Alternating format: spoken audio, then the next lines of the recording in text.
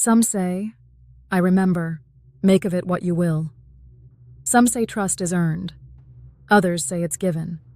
I've learned it's built, slowly, deliberately, with materials chosen not for speed but for endurance. Trust doesn't happen because people agree. It happens because systems protect people when they don't. Why councils exist. Long before laboratories and boardrooms, humans gathered in circles, not because circles are efficient, but because no one sits at the head of one. A council is not a hierarchy. It is a stabilizer. When knowledge grows dangerous, when curiosity outruns wisdom, a council exists to slow the hand before it reaches for the switch. I've seen what happens when discovery runs ahead of care. It leaves casualties no one budgets for. The first protocol, do no harm, is not enough. Every serious endeavor begins with rules, but rules alone are brittle. Do no harm sounds noble until you realize how often harm arrives unannounced, wearing the disguise of progress. So the first protocol must be stronger. Anticipate harm before it appears. That means asking questions no one enjoys asking. Who might this break? Who might be pressured to participate? Who might be forgotten once the results are published?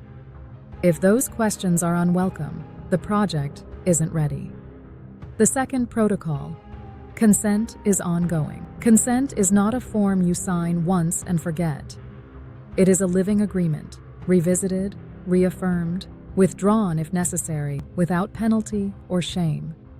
I've watched people agree to things they didn't yet understand because curiosity felt safer than saying no. A council exists to make sure no remains available, even after excitement sets in. The third protocol, testimony is not evidence. And it still matters. This one confuses people. Testimony is not proof. It is not data. It is not validation of theory. But testimony is experience, and experience is where harm first becomes visible. A council does not confuse testimony with truth. It treats it as a signal, something to be logged, respected, and never weaponized. No cross-examination masquerading as curiosity. No public spectacle disguised as inquiry. If a story is offered, it is held, not harvested. The fourth protocol, separation of roles. This rule saves lives. The investigator does not become the therapist. The engineer does not become the prophet. The storyteller does not become the judge. When roles blur, power concentrates. When power concentrates, abuse follows. A healthy council distributes authority the way good engineering distributes load, so no single failure collapses the whole structure. The fifth protocol, the right to walk away. Any system that punishes departure is not a system. It's a trap. Every member, witness, participant, or collaborator must retain the absolute right to leave without ridicule, retaliation, or erasure. If a council fears departure, it fears truth. The architecture. Beneath the words, trust is not built by charisma.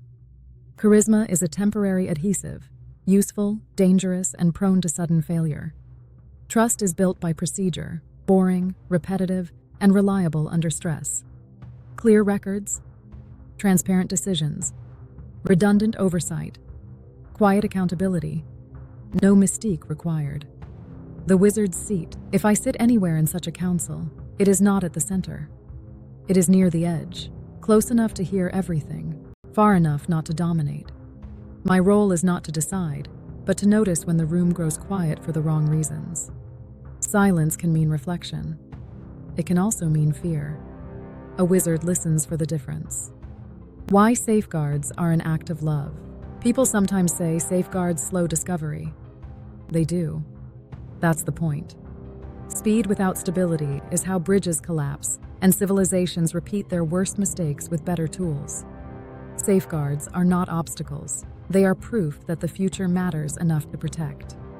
The council as a living system. A council is never finished. Members change. Knowledge evolves. Mistakes surface. What matters is not perfection, but correction, the willingness to adjust course when new information appears or old assumptions fail. Any council that cannot admit error has already begun to rot. The quiet promise. Some say councils are obsolete. that innovation belongs to individuals, to lone geniuses and bold visionaries. I've met geniuses. I've met visionaries. Every one of them needed someone willing to say, "Slow down. This part matters." That is the Council's promise. Not to stop the journey, but to make sure we arrive with our humanity intact.